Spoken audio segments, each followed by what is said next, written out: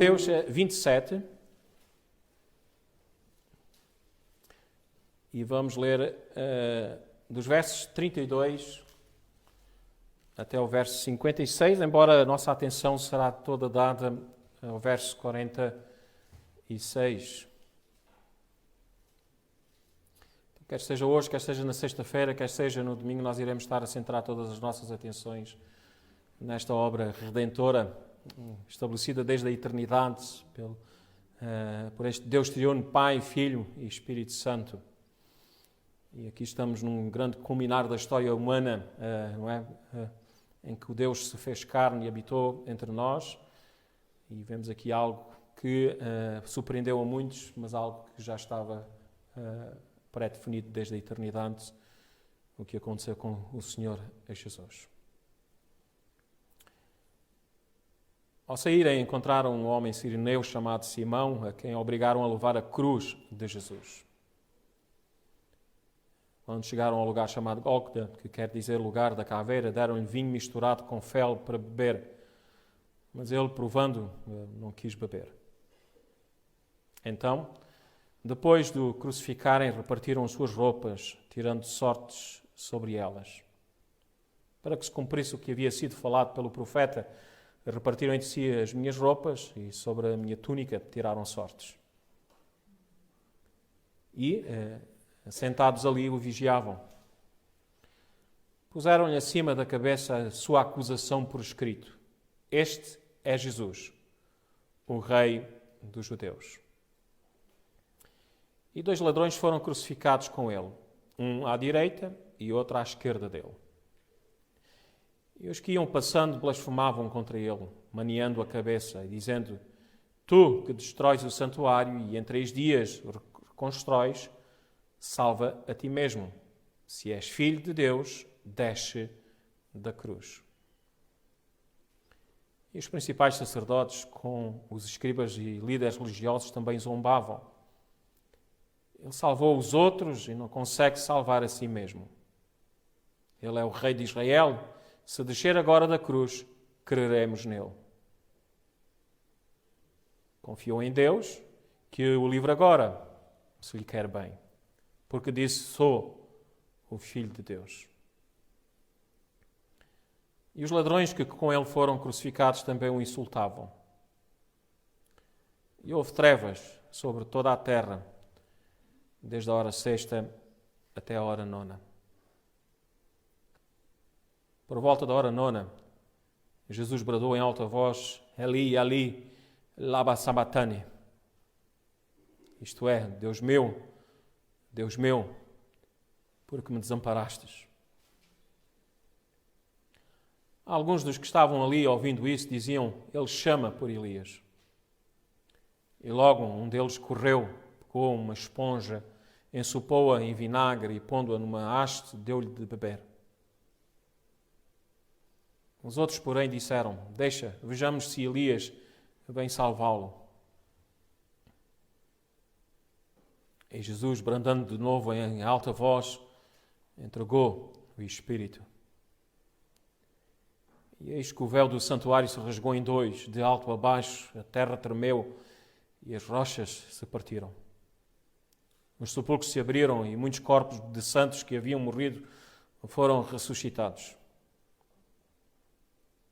E saindo dos sepulcros, depois da ressurreição de Jesus, entraram na cidade santa e apareceram a muitos.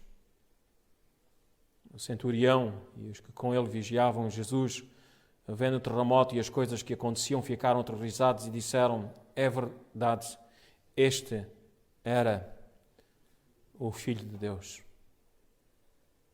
E muitas mulheres que haviam seguido Jesus desde a Galileia para ouvi-lo também estavam ali, olhando de longe. Entre elas se achavam Maria Madalena, Maria, mãe de Tiago e de José, e a mãe dos filhos de Zebedeu. Até aqui a palavra do nosso Deus. Há momentos que ficam marcados para sempre, não é? E a vida de Jesus, toda ela é algo de destaque. Nós estamos diante daquele que é o Deus encarnado, o Deus que se fez carne. Ele se humilhou, Ele deixou a glória dos céus e se fez homem, se fez carne como nós. Se olharmos um pouco para trás, nós somos lembrados em seu batismo que o seu Pai Celestial bradou dos céus para dar a conhecer que Jesus é o seu Filho amado. Estas são as palavras que nós lemos lá em Mateus capítulo 3, verso 17. Se nós voltarmos para lá. Ou podemos começar pelo verso 16. Depois de batizado, Jesus saiu logo da água e viu o céu se abrir e o Espírito de Deus descer como uma pomba, vindo sobre ele. E uma voz do céu disse: Este é o meu Filho amado, de quem me agrado. Eu não sei se todos nós que estamos aqui temos consciência. Nós estamos diante do amor perfeito. Sem mácula e sem pecado. Vejam, em nenhum momento da história humana, depois da queda de Adão, se viu tal coisa. Este é um momento singular. Deus amando e sendo amado da mesma maneira. Quando o Senhor Jesus Cristo disse: Amarás o Senhor teu Deus de todo o coração, de toda a tua alma e de todo o entendimento. Este relacionamento entre Jesus e o Pai envolvia toda esta realidade. Daquele que se fez carne, amando o seu Pai de todo o coração, amando o seu Pai de toda a sua alma, amando o seu Pai de todo o entendimento. E só o Filho de Deus, só o Filho de Deus poderia fazê-lo, já que Ele é Deus. O autor de Hebreus diz lá no capítulo 1, na primeira parte do verso 3, Ele, falando de Jesus, é o resplendor da sua glória e a representação exata do seu ser. E é por isso que Jesus Cristo pode amar o Pai de todo o coração, de toda a alma e de todo o entendimento. E é por isso que Ele pode nos salvar. Pois Deus é amor. E Jesus, sendo Deus encarnado, é amor. E o seu amor por nós é tremendo. E vejam, aqui no nosso texto, a cruz, este lugar de dor, este lugar de sofrimento, este lugar de zombaria, este lugar de vergonha, este lugar do Gólgota, este lugar está ali o amor de Deus. Este amor que é revelado para com toda a humanidade caída, é revelado aqui aos fariseus, é revelado aqui aos escribas, é revelado aqui aos principais dos sacerdotes, é revelado aqui aos líderes religiosos, é revelado aqui a estes dois ladrões que zombam. Haveria muito para dizer destes dois, não é? Porque às vezes nós pensamos que um deles foi mais correto. Mas antes de ser mais correto, ele zombou também o Senhor. Porque diz o verso 44, e o diz no plural, e os ladrões que com ele foram crucificados também quem o insultavam. Mas, meus irmãos, com tanto insulto, com tanta zombaria, se és o Filho de Deus, desce da cruz. Confiou em Deus, diz o verso 43, que Ele o livre agora, se lhe quer bem, porque disse, sou o Filho de Deus. E, meus irmãos, era o Filho de Deus. É o Filho de Deus. Mas ainda bem que Ele não deu ouvidos a eles. Que momento seria tremendo, não é? Se descer agora da cruz, diz o verso 42, creremos nele. Meus irmãos, ou não era isso que deveríamos pedir? No momento algum. Não deixas, Senhor Jesus. Esse deve ser o nosso grito. Não deixas, Senhor Jesus. Porque se Ele descesse, não haveria salvação para nenhum de nós. Não haveria. Aqui na cruz está todo o amor de Deus por nós. Neste lugar de vergonha, neste lugar de sofrimento e de zombaria. É ali que os nossos pecados foram perdoados. Mas para que isso acontecesse, algo teve que se passar. Algo bem contrário ao momento do batismo de Jesus. Neste momento, há um silêncio atordoador. Neste momento, há trevas, diz o verso 45, e houve trevas sobre toda a terra. Lá no batismo, os céus se abriram, as nuvens se dissiparam, aqui tudo ficou escuro. 3 longas horas, das 12 às 15 horas, escuridão. Houve trevas sobre toda a terra, desde a hora 6ª até a hora 9ª. E vejam, neste momento, nestas 3 horas, não há nenhum bradar, não há nenhum grito, não há nenhuma voz vinda dos céus. A única voz vem da cruz. E é isto que se ouve. Eli, Eli, sabachthani. Eli, Eli, sabachthani. Mas o que é isto? O que é que isto quer dizer? Meus amigos e meus irmãos, este é um grito de sofrimento. Sofrimento sem medida. Sofrimento sem comparação. Sobre este momento de trevas, porque quando Deus tira a luz, Ele está a efetuar esta ausência, o seu juízo, a sua ira, o seu ódio pelo pecado. E neste momento, este que é o Filho de Deus, ele grita, Deus meu, porque há um momento aqui que nunca houve em toda a história humana. Não há voz vinda do céu. O céu não se abriu. Nada disso, houve trevas. Só trevas sobre toda a terra. A luz se ausentou daquele lugar.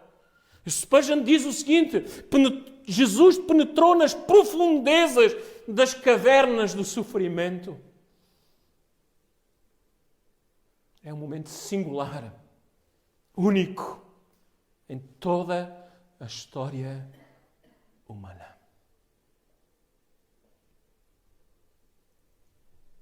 Um momento bem real entre o Filho e o Pai. Ele se vê abandonado. E porquê? Esta é a grande pergunta. Porquê? Aquele que é o Criador dos céus e da terra, aquele que tem todo o poder. João diz lá no princípio, no Evangelho, que ele criou todas as coisas. Nós precisamos compreender o que é que se passa aqui. Pois neste momento se compreende como Deus amou o mundo de tal maneira. Neste momento, esta tal maneira é aqui demonstrado. Esta maneira tal que se destaca de todas as outras coisas é tremendo. A favor de nós. Agora, neste momento, nesta altura exata, Algo está a acontecer na cruz a teu favor. A teu favor. Algo está sendo feito ali por causa de ti. Por causa de todos nós. Por causa dos eleitos de Deus.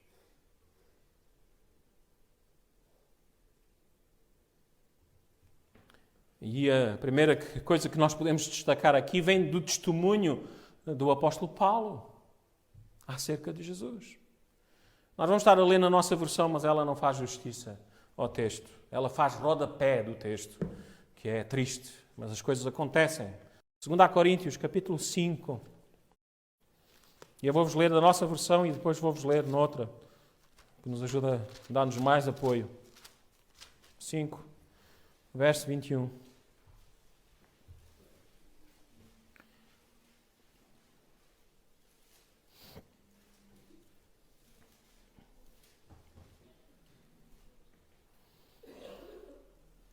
O apóstolo Paulo, a escrever à igreja de Corinto, ele fala sobre este ministério de reconciliação, como Cristo nos reconciliou com o Pai.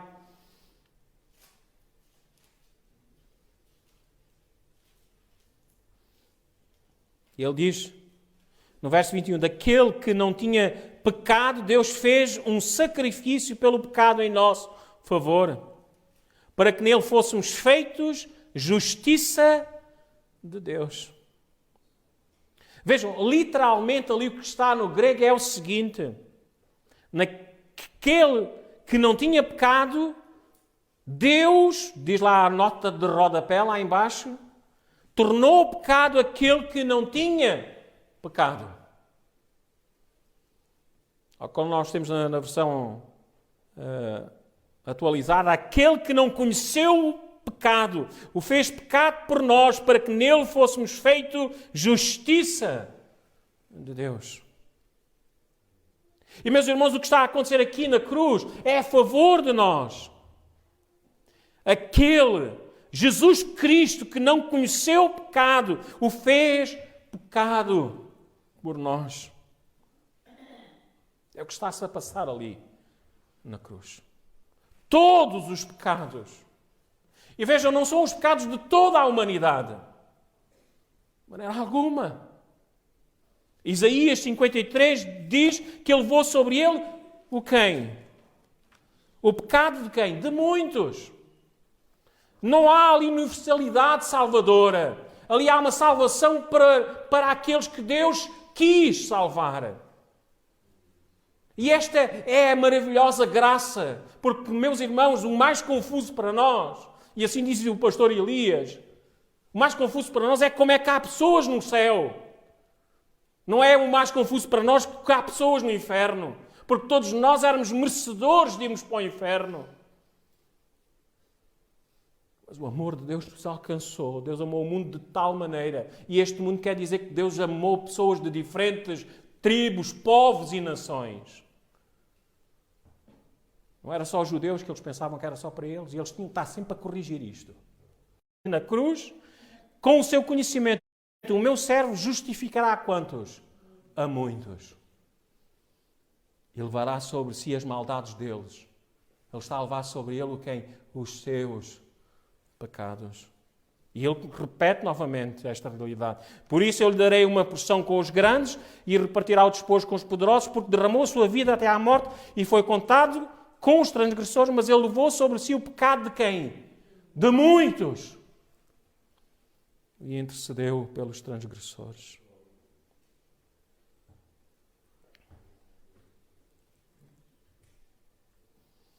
Meus irmãos, este é o momento.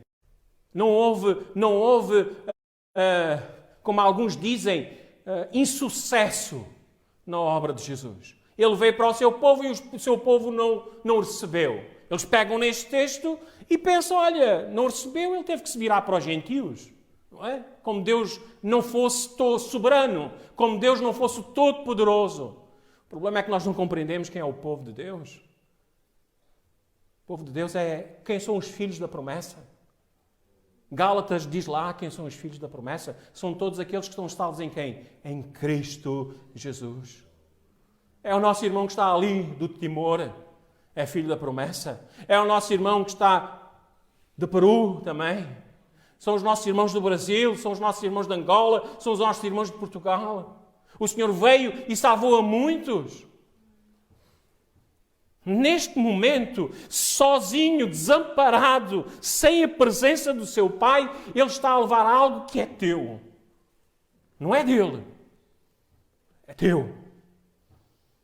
São as tuas mentiras. É o teu adultério.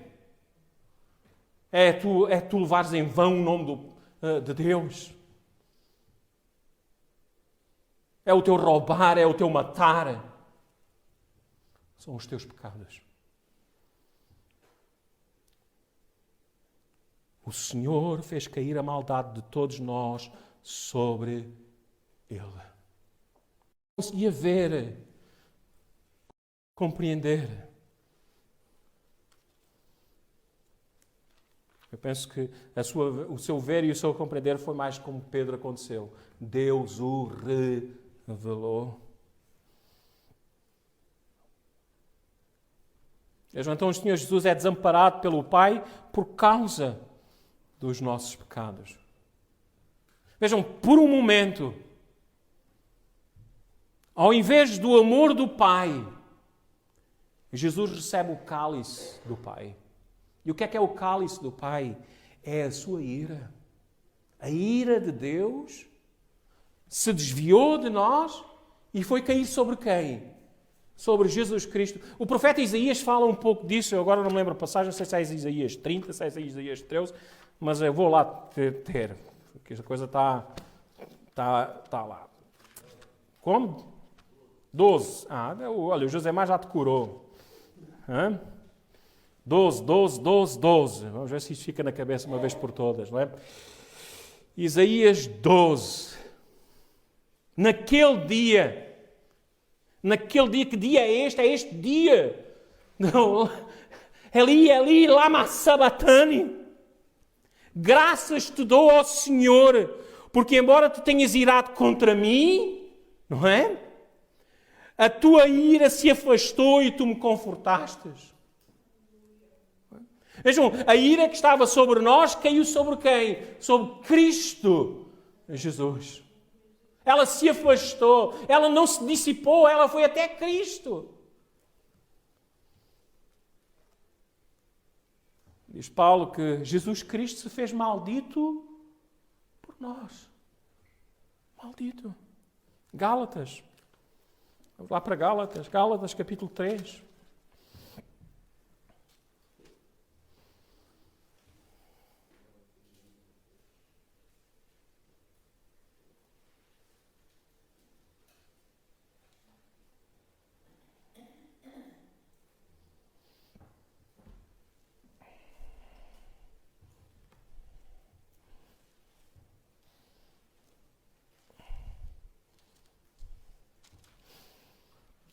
Verso 10.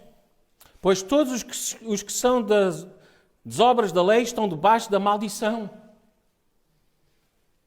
Porque está escrito: maldito todo aquele que não permanece na prática de todas as coisas escritas no livro da lei. É evidente que ninguém é justificado diante de Deus pela lei, porque o justo viverá pela fé. A lei não vem da fé, ao contrário. O que fizer estas coisas terá vida por meio delas. E agora vejam, Cristo nos resgatou da maldição da lei, tornando-se quem? Maldição em nosso favor. Pois está escrito: maldito todo aquele que for pendurado em um madeiro. São teus pecados. O desamparo de Jesus é por causa de ti. Mas Ele fala porque nos amou. Vejam, depois de séculos, este é o momento mais esperado da história da humanidade. Jesus leva as nossas transgressões, as transgressões do seu povo. Isaías 53 volta a falar disso. Mas foi ferido, diz o verso 5, por causa das nossas transgressões. esmagado por causa das nossas maldades. O castigo que nos traz a paz estava sobre ele e por seus ferimentos fomos sarados. Verso 7, ele foi oprimido e afligido, mas não abriu a boca. Como o cordeiro que é levado ao matador, como a ovelha muda diante dos seus tosqueadores, ele não abriu a boca. Foi levado, verso 8, por juízo opressor, e a sua descendência quem o considerou. E vejam, pois ele foi tirado da terra dos viventes, ferido, não é? Por causa da transgressão de quem? Do meu povo. O Cordeiro de Deus que tira o pecado do mundo, ele virá salvar o seu povo dos seus pecados. Vejam, neste lugar do Gólgota, ali na cruz, Deus satisfez a sua ira. Éramos filhos da ira. Será que já sentiste assim? Houve um momento da tua vida que tu eras filho da ira. A ira de Deus estava sobre ti, mas ela se desviou. Efésios, capítulo 2. Apontem todas estas coisas, tirem as vossas dúvidas, abracem o Evangelho puro e verdadeiro.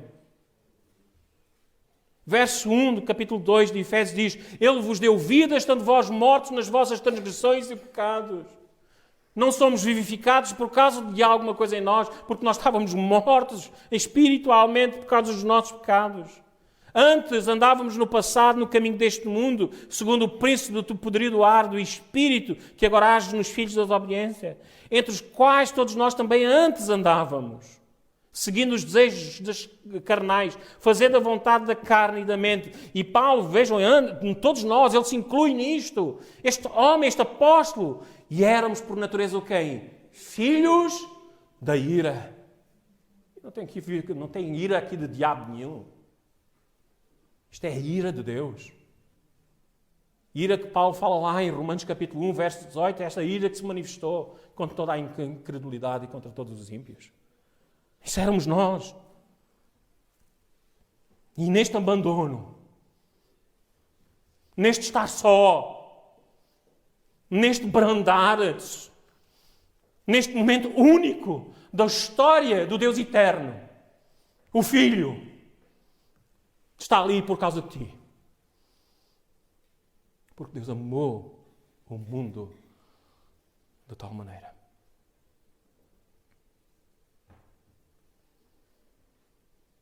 Vejam, tenham consciência disto. O nosso Deus, o Criador, Ele iria se comprometer se isto não acontecesse. E se Ele salvasse de outra maneira. Porque Ele disse que todo o pecado tinha que ser o quê? Castigado. Não foi com prata, não foi com ouro, não foi as tuas obras, foi Cristo Jesus. Ele levou sobre ele as nossas iniquidades, os nossos pecados. João Calvino escreve: para que Cristo pudesse satisfazer por nós, era necessário que ele fosse colocado como uma pessoa culpada no tribunal de Deus. Culpada no tribunal de Deus. Então, tudo o que acontece aqui na cruz é necessário para a nossa salvação. Ainda bem que o Senhor Jesus Cristo não fez ouvidos a quem? Àqueles líderes religiosos. Ainda bem que Ele não desceu da cruz, senão nós todos estávamos perdidos. Todos estávamos perdidos. Então Ele estava agindo em prol de ti, em prol de todos que estamos aqui, em prol de todo o seu povo. Ele salvará o seu povo dos seus pecados. Não tem sido isto que nós temos ouvido do Josemar? Ele tem vindo a expor este texto a nós, em Mateus. Martin Lloyd Jones disse: todos os outros abandonaram. Os seus discípulos fugiram e o deixaram. Mas agora ele grita: meu Deus, por que me desamparastes? E vejam, este que está gritando é o amado de Deus. Ele diz mesmo, o Martin Luther, aquele que se aqueceu ao sol do amor eterno da eternidade, sem intervalo. Por isso é que no princípio disse, este é um momento, um momento de amor perfeito só houve entre estes dois. Estas duas pessoas da Divina Trindade. Incluindo também o Espírito Santo. Porque o Espírito de Deus habitava em quem? Em Cristo.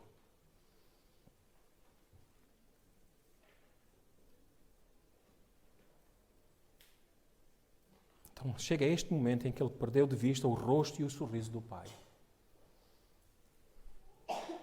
E tudo por ti e por mim. Então ele é o nosso substituto. Nós ouvimos isso há pouco.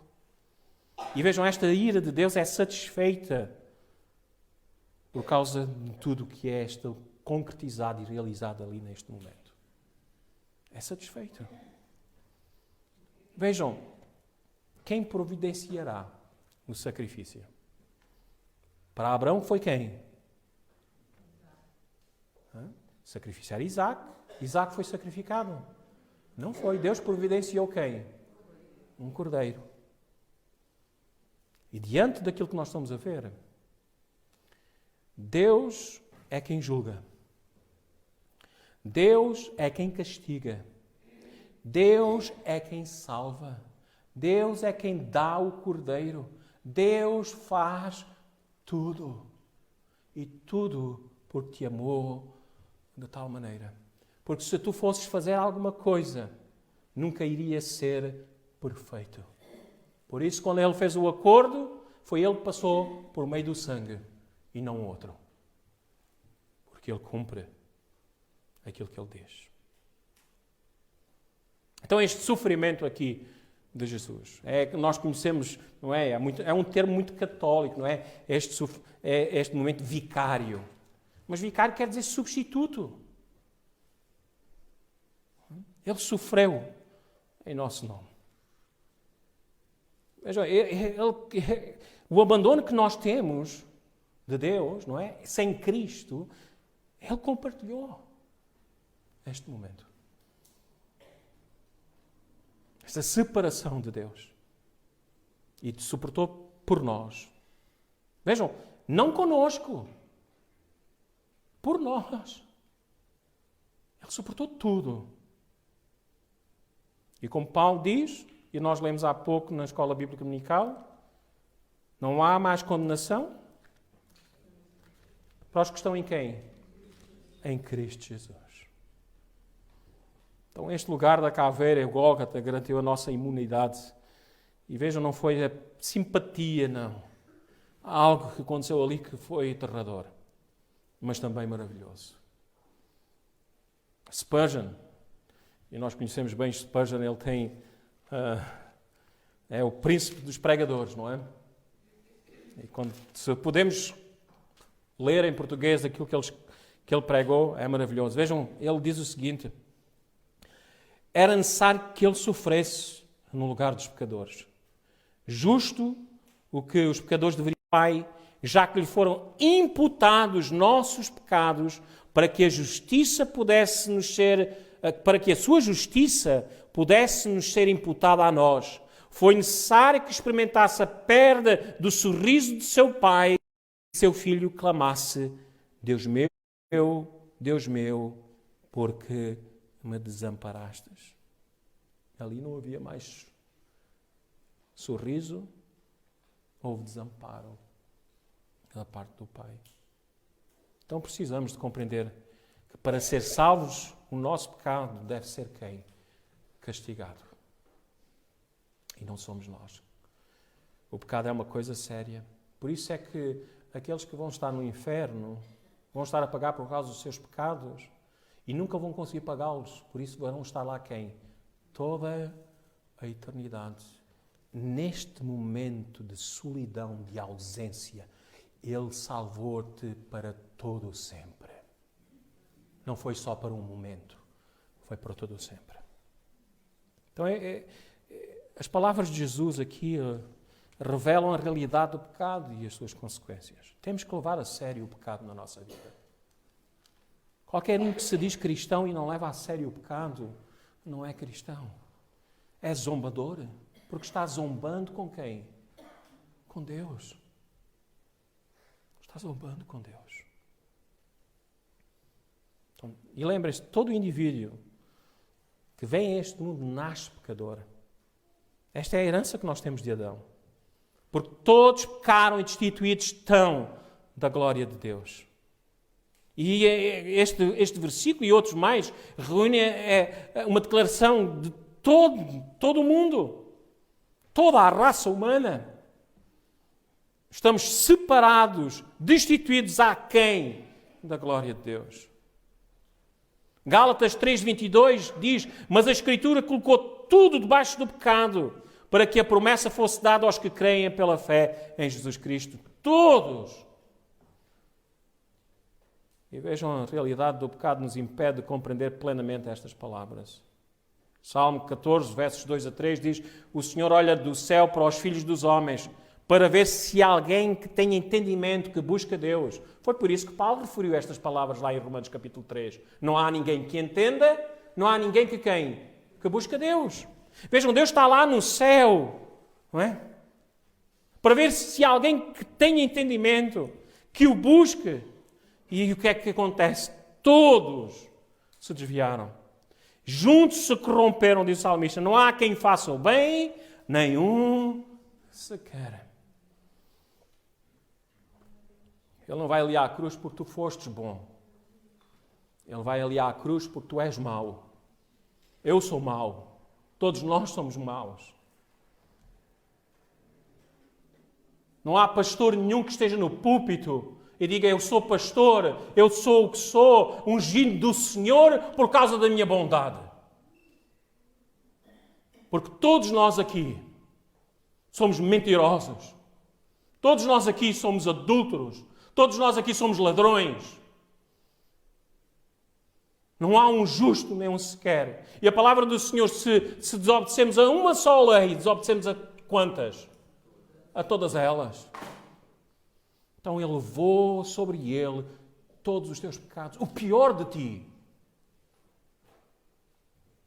O pior de ti. E isso não é maravilhoso? Porque tu podes ter feito a coisa mais terrível. Podes ter feito algo terrível com os teus pais. Podes ter feito algo terrível com a tua esposa. Podes ter feito algo terrível em ti próprio. Podes ter feito algo terrível ao teu próximo. Podes ter feito algo terrível e isso fizeste com toda a certeza a Deus.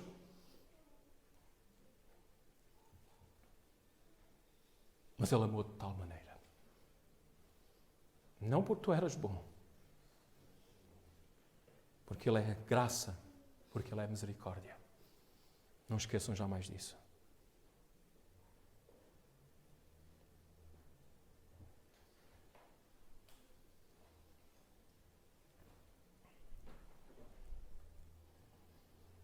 E vejam, não há um momento da história igual a este. Não há.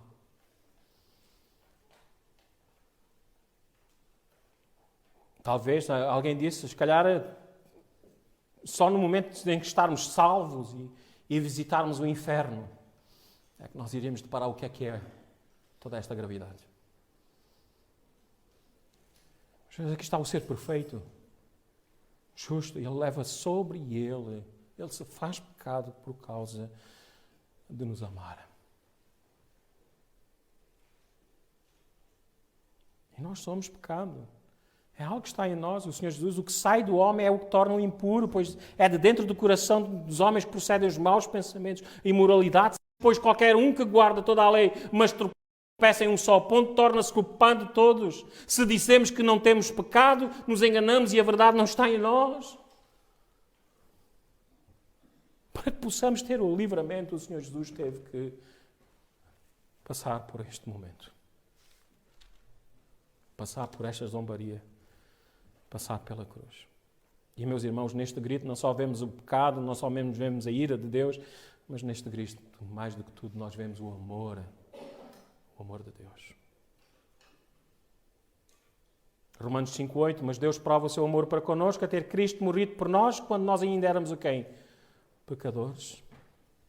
1 João 4,10. Nisto está o amor, não fomos nós que amámos a Deus, mas foi Ele a quem nos amou e enviou quem? O seu Filho como propiciação pelos nossos pecados. Não foram os pregos nas mãos e nos pés de Jesus que mantiveram Jesus na cruz. Não. O que acontece ali é amor. Ali é justiça, é santidade. Apocalipse 1,5 diz: aquele que nos ama e nos libertou dos nossos pecados pelo seu sangue. Efésios 5,2, Cristo também te amou e se entregou por ti como oferta e sacrifício a Deus, como um aroma perfumado. Foi em nosso nome. Em nosso nome. Em nosso nome.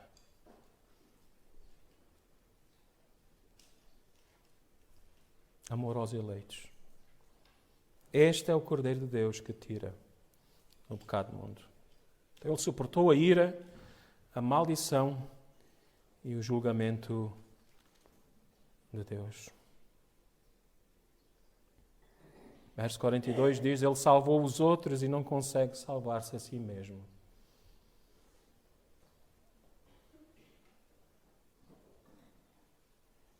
Tudo por ti.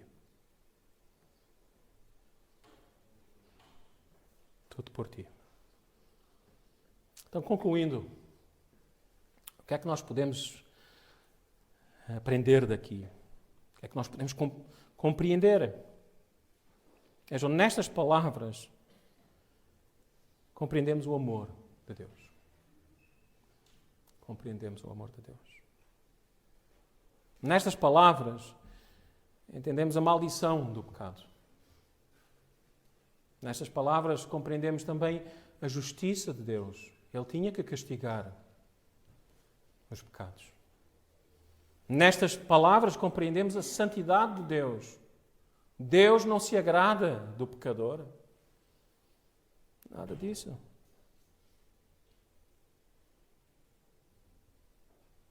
Nestas palavras, entendemos a substituição. Não é? O justo se fez injusto. Comentando novamente Spurgeon: ó cristão, faça uma pausa aqui e reflita. Cristo foi castigado desta forma por causa de si. Olhe para esse rosto tão tenso de horror e entenda que esses horrores se juntam ali por causa de si. Talvez em sua própria estima você seja o mais indigno da família, certamente o mais insignificante. Porém, a mais trivial ovelha do rebanho de Cristo foi comprada de igual maneira que qualquer outra. Sim, quando essa negra escuridão se condensou em torno da sua fronte e quando ele clamou Elohim, Elohim, nas palavras do nosso texto, pedindo que o Senhor Onipotente o ajudasse, quando gritou esse grito terrivelmente solene, foi porque te amava, porque se entregou por ti, para que pudesses ser santificado ali e pudesses morar com Ele no mais além. Portanto, Deus o desamparou primeiro para ser o substituto do pecador. E o mais triste disto tudo é que há hoje pessoas que não compreendem isto. E não estou falando das pessoas lá fora. Estou falando de pessoas que se sentem num ambiente religioso. Alguns abraçam um Jesus irreal, que exige obras dos seus súbitos para se salvarem. Não há obra que substituta o que Jesus fez por nós, que possa substituir. Não há obra que possa substituir o que Jesus fez por nós. Não há obra nenhuma. A salvação é graça. A salvação é a misericórdia de Deus para com pessoas pecadoras. Então ouçam. Ouçam. Isto foi por causa de vocês. Foi por causa de mim. Eli, Eli, sabatani. Eli, Eli, sabatani. Deus meu, porque me desamparastes. Tudo isto por nós. Quão extraordinário é o amor de Deus. Na verdade, nossos corações transbordam tanto de amor que respondemos: nós o amamos, porque Ele nos amou primeiro. Amém. Que Deus alcance cada coração que está aqui. Este é o amor de Deus. É isso que nós lembramos neste tempo de Páscoa. É isso que nós